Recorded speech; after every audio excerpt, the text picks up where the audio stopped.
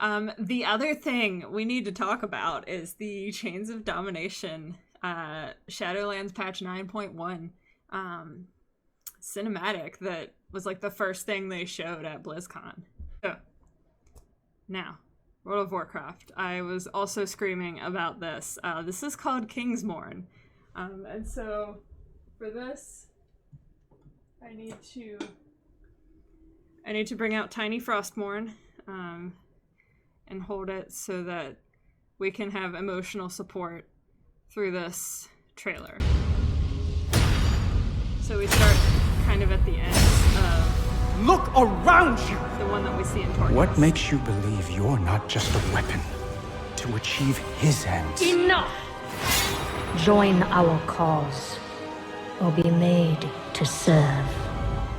Right now, you hold all the power. Make your choice, Sylvanas Windrunner. So she did.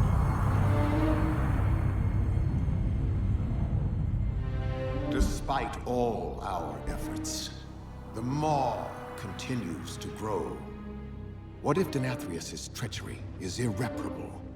The Primus is lost, and Bastion cannot save the Shadowlands alone. None of this should have happened. Perhaps the Winter Queen could... My Archon, a living soul seeks an audience. A mortal? A king.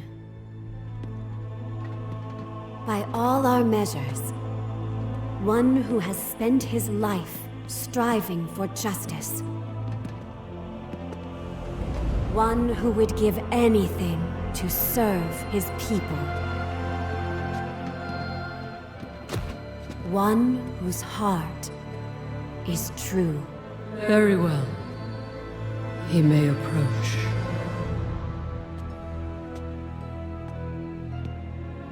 Step forward. My Ascended have spoken of you. The king held captive in the Maw. That prison could not hold me forever. Why have you come to Bastion?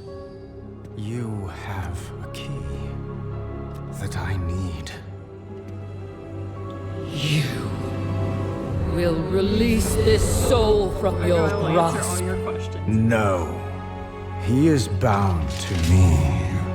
Just as you once sought to bind your own brother.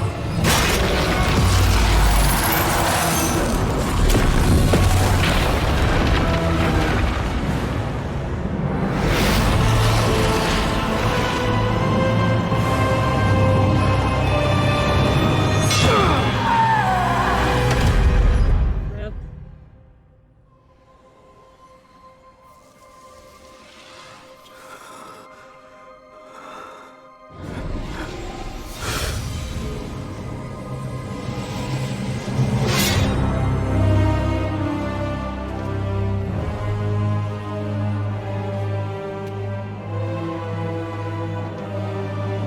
The vessel performed its part flawlessly. 3 keys remain. Then they will see. Death was never meant to be chained.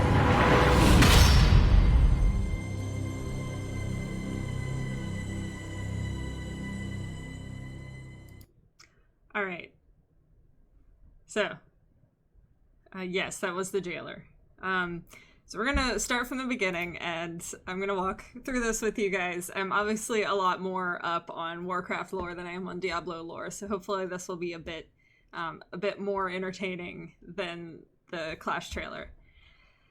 Okay, this is Anduin Wrynn. This is the King of the Alliance, son of Varian Wrynn, the former King of the Alliance, who died in Legion, and we'll get to that, because I think that's important as well. So we actually saw this, I think, live while I was playing in the Twisting Corridors. So Sylvanas comes in, asks him to join, is upset, tells Anduin, join us or be forced to join. He's like, that's not a choice. Why are you even giving me a choice? Tells Sylvanas that he realizes this is the choice that she never had, and if he gives up, then she can too, but he's not going to give up.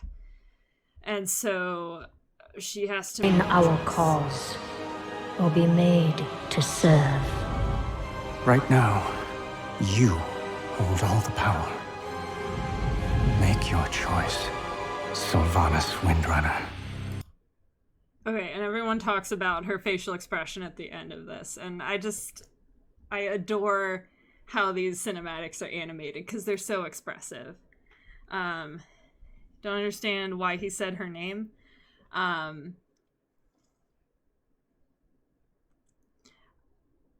It could be, so part of the first cinematic that contains this scene, he talks about perhaps the Banshee Queen has not fully eclipsed the Ranger General, who would be Sylvanas Windrunner.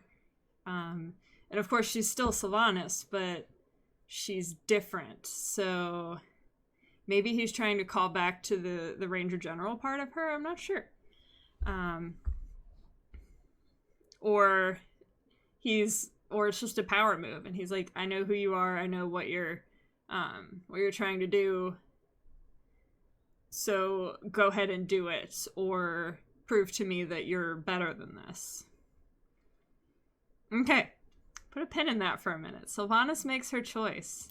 So we open on Bastion, which is the place in the afterlife for the noblest of souls, the people who have, lived their life to the best, who are good for good's sake. They go to Bastion. This is not a place the jailer can get into himself, but this is a place that someone like Uther the Lightbringer or Anduin Wrynn could get into. And so my first bit of speculation is that the reason the jailer singled out Anduin specifically was for this mission. I don't know how important Anduin is going to be in the rest of the jailer's plan. But he needed someone with a heart who is true, as Clea says, in order to be able to sneak into Bastion. So we open on my woman crush, Tyrestia the Firstborn, aka the Primus the is lost, and Bastion cannot save the Shadowlands alone. And she's talking with the paragons of the different temples about what the heck is going to happen, because Bastion is like just now being rebuilt thanks to my character's efforts entirely. The Primus is gone. We think he's the rune carver, but we don't have any verification of that. So that's one of the leaders of the Shadowlands that's gone. Denathrius betrayed them all and is now, thanks to the efforts of Berdoken's character, trapped in a sword somewhere in Revendreth. And so he says, Bastion can't do this alone. None of this should have happened. She's realizing she should have listened to Devos in the original Bastion cinematic. And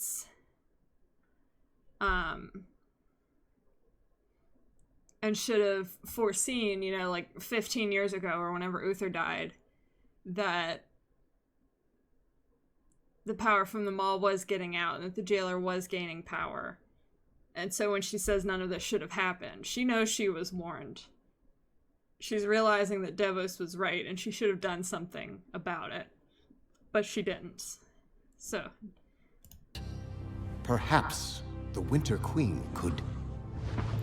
So perhaps the Winter Queen could... What?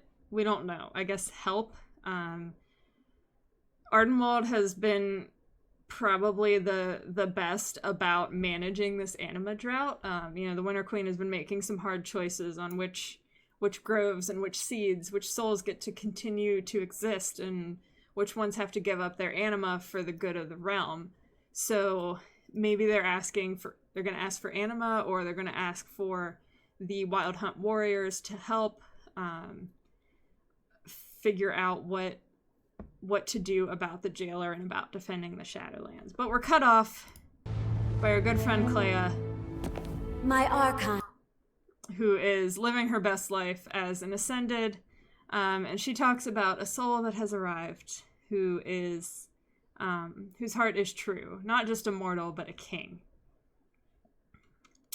And Charistia, the Archon, says, send him in. And then we get this shot of Anduin from the back with all of Elysian Hold kind of stretching out before him. All our measures. One who has spent his life striving for justice. One who would give anything to serve his people. Okay, a lot of people are making a big deal about this scene, and they think that Uther thinks that this is Arthas. I don't think that's true. I don't think he thinks it's Arthas, and also I don't think he would know Anduin, because I believe Anduin would have been very small when Uther died if Uther would have met him at all. I'm not quite sure on the timeline there, but I don't think he knows Anduin. And yes, ex Artemis Fowl. Uther knows that there's something up with him. And so people think that he touches his scar that Arthas gave him because he thinks this is Arthas. But I don't think that's true. No offense to any of those other people that have been analyzing the cinematic, but I think he feels the power of Itty Bitty Frostmourne, the domination magic that overtakes Frostmourne and the Helm of Domination and the armor that Arthas wore, that Bolvar wore. He feels that magic in Anduin, even though he looks chill and super nice and Lightbringery. I think what he feels is like a twinge of pain, kind of the same as how Harry Potter feels a twinge of pain in his scar when Voldemort is around. I think it's that kind of thing here. It's the same magic. And of course, the Bastion Guards are just a huge dick about it. They don't even think anything about it. They just tell him to keep moving. They don't like actually they're not like, so this guy's been real messed up because of the scar, and he's looking at this guy holding his scar. Maybe we should look at this guy? No? Okay, let's just keep moving then, right? Has Blizzard confirmed any of this, or people are just guessing? People are definitely just guessing. Very little has been confirmed about any of this. I'm guessing this is going to be the plot of 9.1. Whose heart is true. Very well. Is it? He may approach.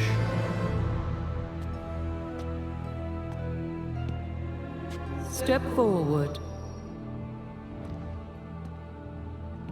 My Ascended have spoken of you. The king held captive in the mall. That prison could not hold me forever.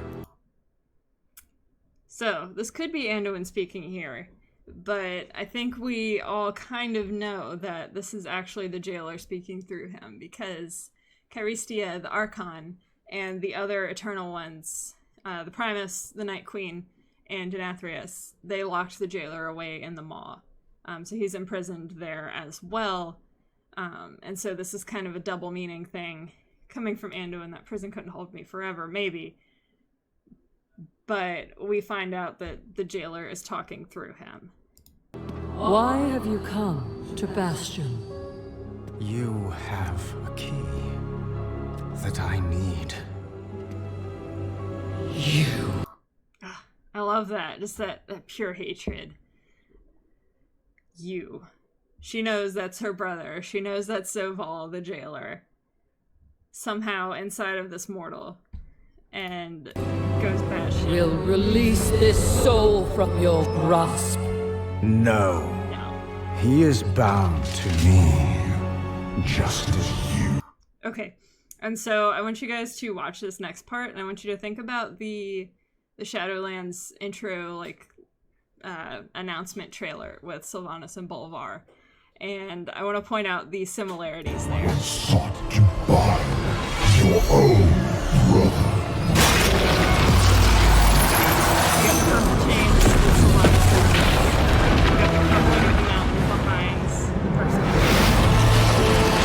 this emergence from this cloud of rubble. These are all things that we see in the very first trailer for Shadowlands. And so we see what people are calling Shadowmourne. This was Varian Rin's sword, Shalaman, that Anduin now wields. And you see it has the Frostmourne runes on it. It's all lit up with blue, which we know is the color of Maw magic. And we see Anduin becoming lit up with blue as well. But not his normal blue eyes, but this, like, interesting teal color.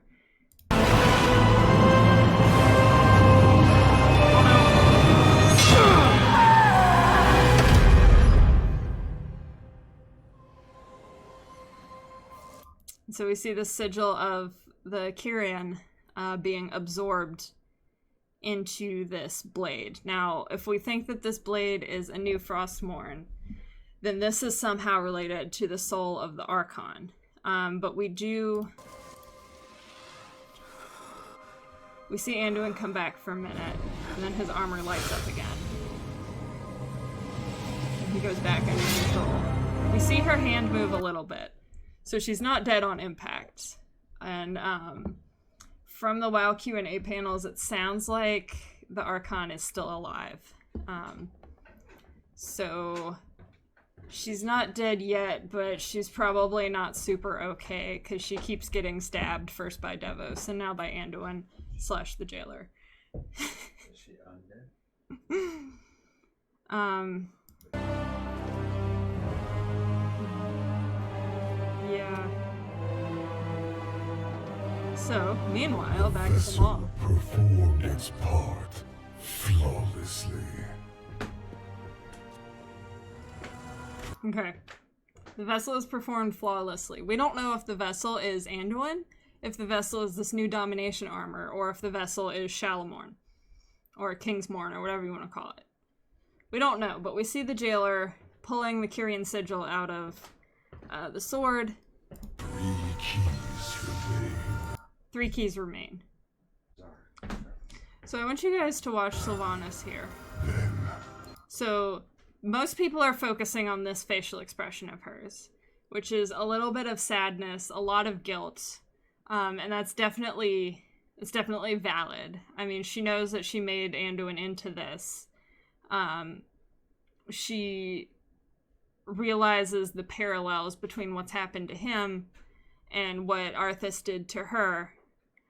She maybe even remembers fighting with his dad on the Broken Shore and how she retreated and pulled the Horde back so they could live to fight another day. Meanwhile, Varian gets exploded by Gul'dan. But that's probably less relevant than this look. This is what got me, and no one's talking about this just look of pure hatred that she gives to the jailer. She knows, she realizes that this is Arthas 2.0 and that she's been duped, and the very thing that she's been trying to escape from, she's now a cog in. And I love it. I don't understand why people are missing it, because she's just so angry. And again, just kudos to the animation team. Arthas 2.0 in this is the jailer, based on my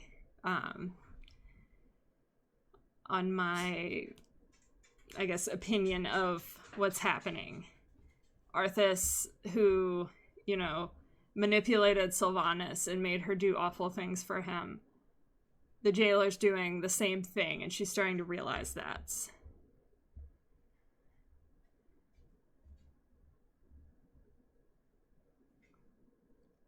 So, yeah, I think this is really important. This look. Death was never meant to be chained.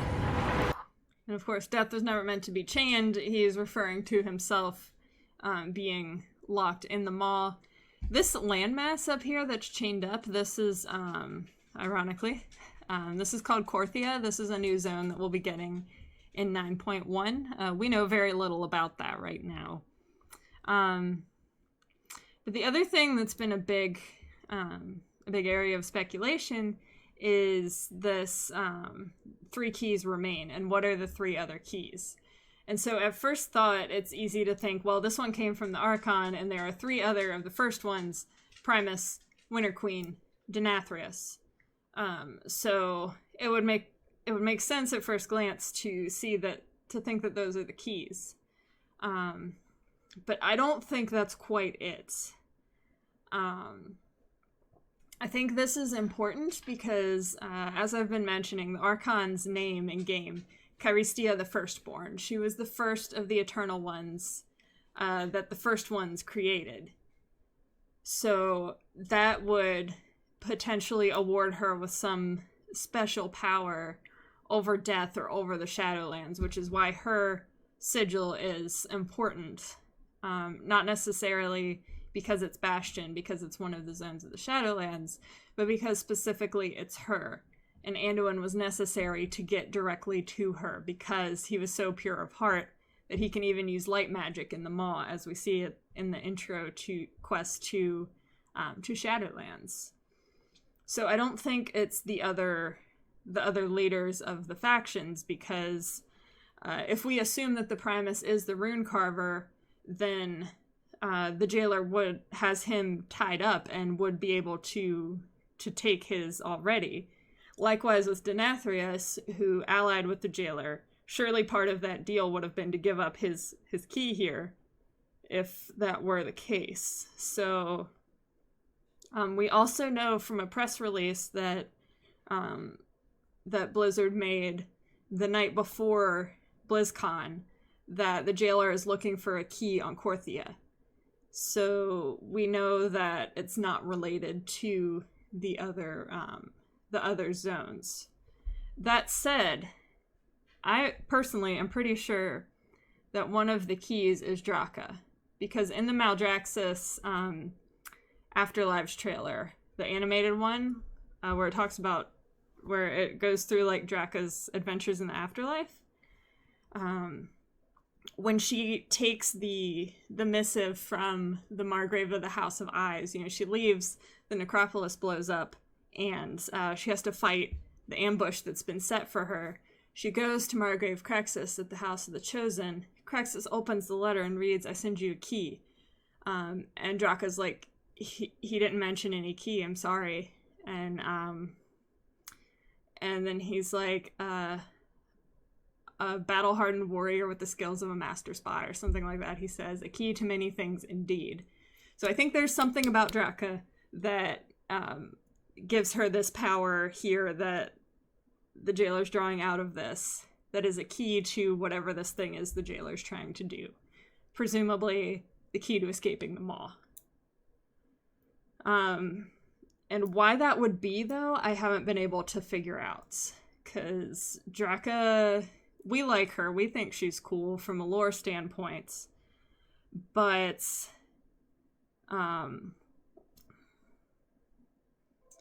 like, Shadowlands term, she's kind of just a standard issue mortal soul. They get them all the time, so why Draka? And I was joking with Pixel last night that because she sacrifices herself to save Thrall, that gives her the same kind of magic that we see in Harry Potter as well, where Lily Potter sacrifices herself to save Harry, and that puts this, like, magic shield on her. I don't think that's it, but I think it's a fun little comparison to draw, for sure. But I don't think that's the specific key magic that's being looked for here. But I do think Draka's involved. As far as the other 2 keys, no idea. We know one's on Korthia. We don't know what Korthia is or even what it looks like, really. And then the 4th key, who knows? Maybe the jailer knows where it is or has it somehow. Maybe it's related to the Arbiter and that's why he had to disable her. We don't know.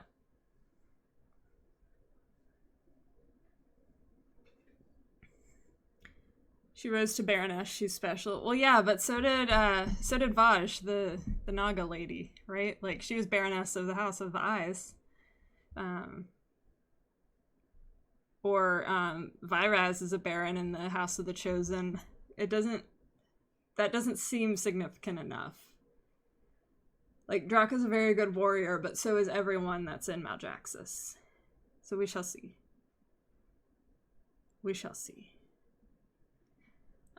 Yeah, so that, I think, concludes my analysis of this. The other thing that I wanted to bring up, just real quick, and bear with me here, because I know this is speculation. So the Maw magic, the magic of Frostmourne, of Shadowlands here, of everything that we see in the Maw is this bright blue. It's not the same blue as Kyrian, but it's this really, like, bright icy blue, like we see in Frostmourne. That's not the same color that's on Anduin. The color that's on Anduin is more of a teal, almost green color, right?